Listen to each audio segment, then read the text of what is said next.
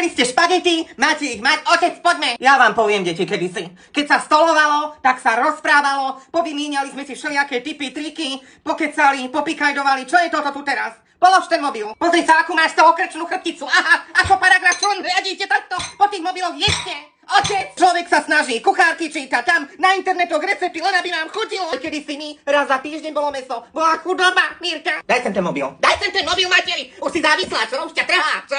Keď sa bere mobil, daj ho sem. Otec, zakroč. Daj ten mobil. Otec, zakroč, ti hovorím. Pozri, už je to studeno. A ty čo robíš?